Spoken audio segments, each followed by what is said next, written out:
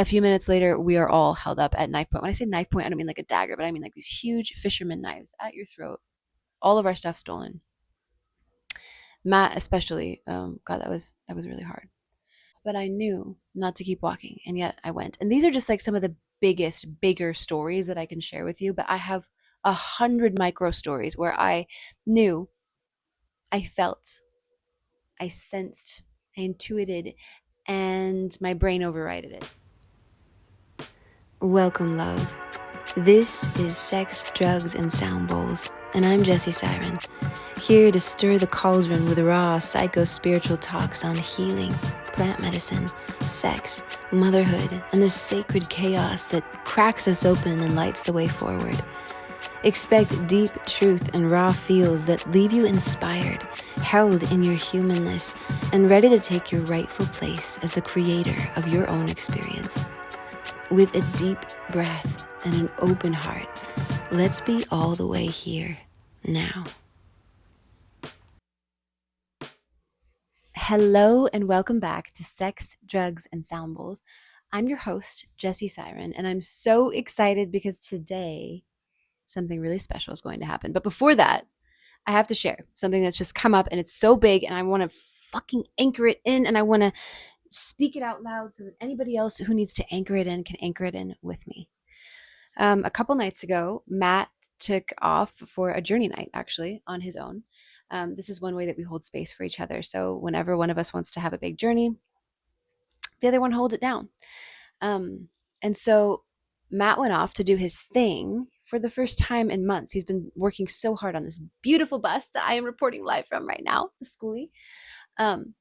And he needed the space and he deserved it. And so I had the kids all day. And when I got home to the bus, Matt was gone. The Silver Eagle. We're living on the Silver Eagle still. And when we walked in, it smelled like propane. And I was like, oh, that's like a very strong smell. We'll just open the doors and the windows and the door and the windows and air it out. And then I went over to grab some fried rice out of the freezer and the chest freezer outside and noticed that it was off and not working. And lucky me, all of the frozen liver that was in that freezer like leaked out all over everything. So I was cleaning up all this like blood, trying to figure out why the freezer's not working. Of course, the one night Matt's gone, and he does like all things electrical. God, he's a handyman, and I'm not a handy woman. And so I was like, "Don't panic, don't call him. You've got this." And I fucking figured it out. Okay, I got that baby fired up again. It took a lot of plugging and unplugging and cleaning up, but I got the fried rice. I walked back into the bus. It still smelled like propane. So I reached out to my dad. I was just like, this is what's going on. What do you think? Check to see if the pilot light's still on. And I was like, it is. We have the only thing that uses propane in the bus is the stove. So I'm like, maybe I'll just call. I think I'm going to call 911. I can't see where this smell's coming from. I'm just to be safe. I'm going to call. He's like, okay. And then I get off the phone with him and I battle myself back and forth, right? I have my babies there with me. I'm looking at these frozen bags of fried rice and I'm like, oh, we're really going to turn the stove on right now. It smells like pretty strong in here still. And finally I'm like, fuck it. I'm going to call 911. So I call 911 and the lady puts me through to the fire station. And on the phone with the fire station, I'm like, am I like overreacting? Is this a stupid call right now? Still, I'm like, God, you're calling 911 because you smell propane? This seems like a little over the top. Anyway, she's like, no, good, but better safe than sorry. The alternative is that you're right and you explode. She had better bedside manner than that. But I'm like, okay. So I'm thinking a guy, with a fire hat is going to show up and just, sniff around and tell me I'm fine. Not one, but two giant fire trucks pull up with their lights going. And I'm like, oh my God, I fucked up. Like, this is too much. What am I for propane? So they come on in and they open the door. And then the first fire guys that come in are like, we don't smell anything. But I'm like, really? If you're standing right here, you don't smell it? And they're like, no, we don't smell anything. But they were very kind. They weren't like, oh, you're overreacting. There's nothing here. They were like, well, we're going to have the other fire truck come in, the hazmat guys. And they have a little radar gauge thing like Ghostbusters, but for toxic fumes, and they'll be able to tell for sure if there's anything in here.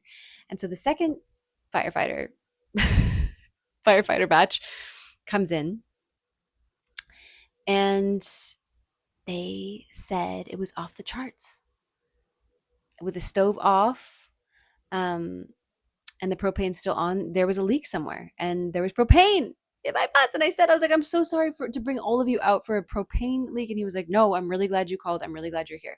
And I can't, the moral of the story is I can't believe that at 37, I still need that reassurance that it's okay to trust your gut and ask for help, or to tap out, or to say you're not okay, or to say something's wrong. And there's so much to this. I messaged my dad after he just checked in on me, and I was just like, you know, I'm stubborn as hell.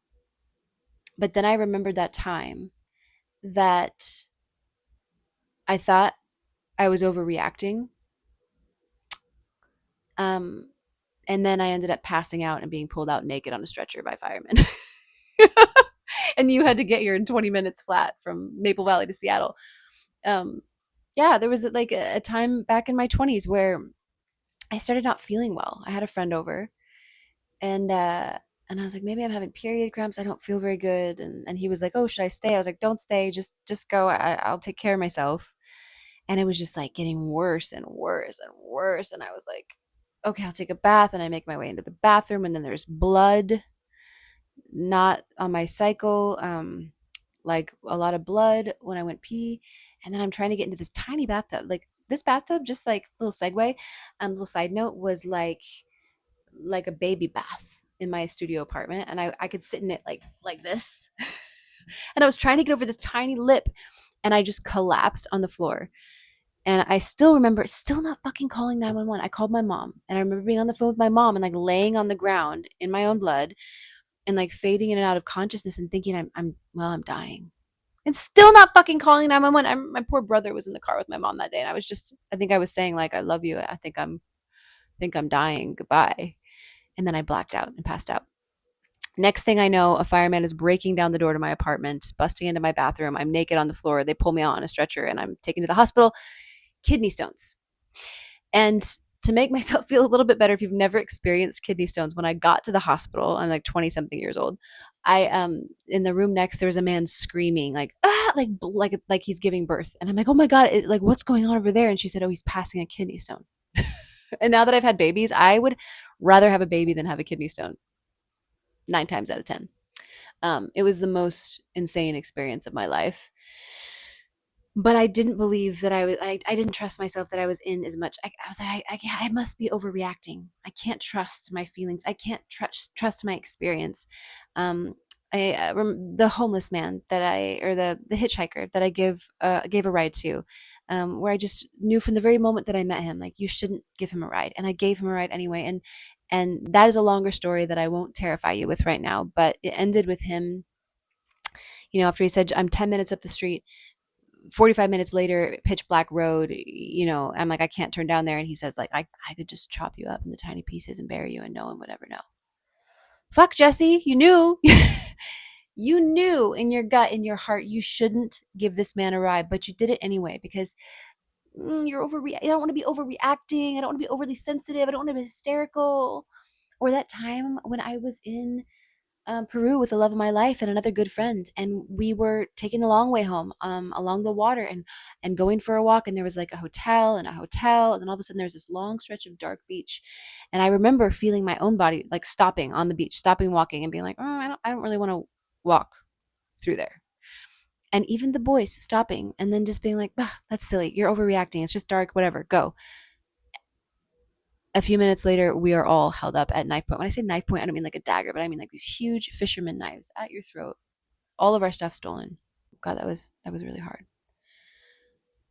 Oh, but I knew not to keep walking, and yet I went. And these are just like some of the bigger stories that I can share with you. But I have 100 micro stories where I knew, I felt, I sensed, I intuited, and my brain overrided it. No, you're overreacting. It can't be right. And I can story all day. I can imagine why things like this, why we end up this way. Why did I end up this way? Maybe it's because I'm the eldest of 7 children. Um, Maybe it's because I was born into a home with abuse and trauma, very young parents, and the oldest. Uh, and then there was terminal illness in my home, and there were so many sick and twisted things happening that I had to ignore and override, and when you're young, you trust your elders, you trust your caretakers, you trust that they're going to let you know if things aren't right, and you get a sense really young, really early on, for what's okay for you to share and not to share. And I think I spent a long time holding things in with a knowing that, or a fear that I'd get kicked out, that I'd get scolded, that I'd get shamed for sharing what I thought wasn't right, for sharing what I was feeling, for sharing what I was intuiting. And so I pretended. And so I overrided my heart, my gut feeling, my body, and made up stories in my mind. And so now there's this kind of like momentum to that, right? A deep groove to that, where my automatic, my knee jerk reaction is to override the heart and the body, and and to believe the stories my mind is telling me. And it's almost killed me so many times. And this last time is where I put my foot down, because what if I had fucking made the fried rice? What if I had exploded my sweet little babies because of my weird, twisted, oh, because of this lack of faith and trust in that knowing? So, right now, I'm going to speak this. Ooh. I'm going to take a moment to alchemize this experience, to take the fear and the pain and the grief of the past, metabolize it in a way, alchemize it in a way that it becomes useful wisdom going forward. One hand on the head, one hand on the heart. Draw all of your awareness up to the hand on your head and feel as you breathe in and out, the bones of your skull moving in and out. We are grateful for and honor the gifts of the spirit and the mind, and we are aware of their limitations. Bless that the head knows when to bow to the heart. Ooh, I felt that in my heart. And draw all of your awareness down to the hand on your heart and feel the pulsing, the blood in your veins, the beating of the heart in your chest. We are grateful for and aware of the gifts of the body and of the heart. And we are aware of their limitations. Bless that the heart knows when to bow to the head. Feel this energetic line between heart and head, body and spirit open up. Both hands to your heart center. Bless that we live in the here and now, in the harmonious and sacred weave of spirit, mind, heart, and body. So we intended, so it is. Ah. Amen. And as Clarissa Pinkola Estes says, a little woman, and you can repeat with me, after me, you can just listen, you can witness.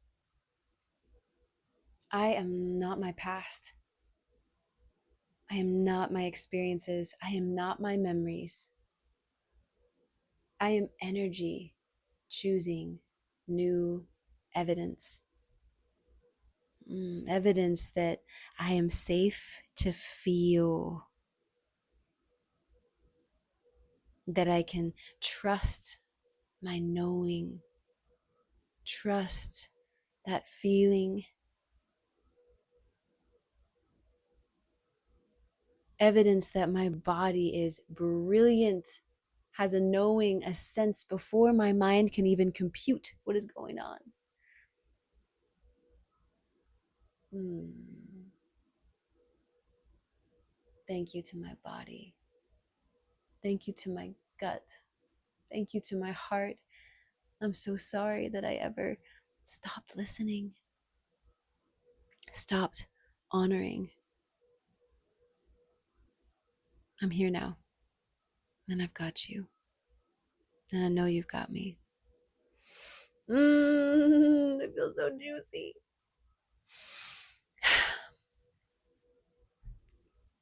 Thanks for being with me today.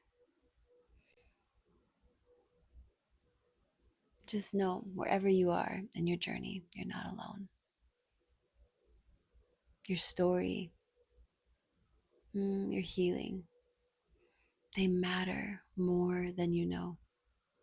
Every act of self-love, no matter how small, no matter how small, carries and echoes and ripples a frequency, a vibration of authentic love.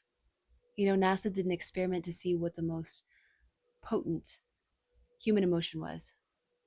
Take a guess, what was it? It wasn't love, it was authenticity. So, this energy of authentic love, it is so powerful, right? This love that we shower in and on and all around ourselves has no ulterior motives, right? Just to nurture, to nourish, to be with, to love the self. It's so powerful, it cannot help but change everything and everyone it comes into contact with. Love yourself, change the world. This podcast is here to share stories and spark curiosity, not to replace professional advice. Before diving into any psychedelics or practices we talk about here, check in with your own deep knowing, your healthcare provider, and know your local laws. Anchor in your own truth before reaching out for anything or anyone. That is the real power. And one more thing, I make this show just for you. If you're loving it, drop me a comment or review on Spotify, iTunes, or YouTube. Let me know I should keep showing up. Grateful to be here with you.